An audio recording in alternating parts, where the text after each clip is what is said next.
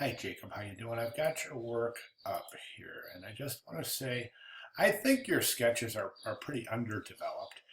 And the reason, and you might not even know they are, because what you're doing is exactly what the assignment asked you to do.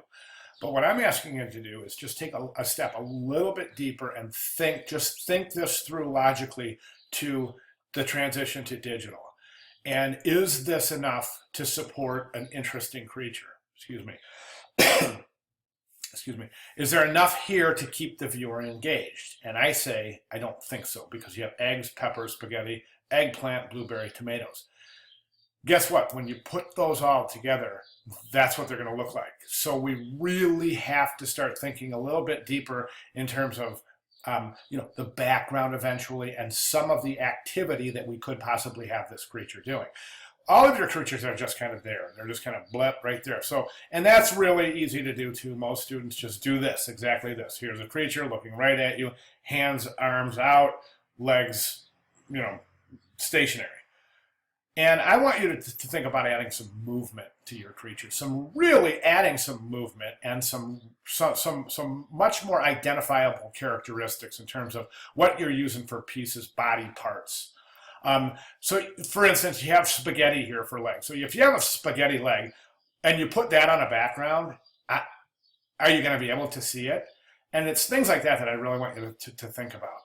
And the answer there is no. You will never see a spaghetti strand as a leg and any kind of a background other than maybe a solid color or something. So I just want you to keep thinking about the direction you're going to go. I'm going to eventually let you decide which way you want to go to develop one of your creatures. I want to show you some examples from a different class of the final project, and hopefully this is where you're going to be. Something like this in a couple of weeks. So here you have this all made of plants, okay? And this thing is actually skipping across the water at nighttime. This nocturnal garden dance that this creature is doing. This garden creature is doing. So you got this wonderful movement, and then you have this wonderful background. This one also has some nice movement. Like this guy's really getting ready to wreak some havoc. He's just like really got some body movement. He's ready to spring into action. And he's a toy that kind of morphed into this evil creature from Toys Todd's boxes and boxes of Todd's toys that were in the attic, okay? So this one's really well thought out.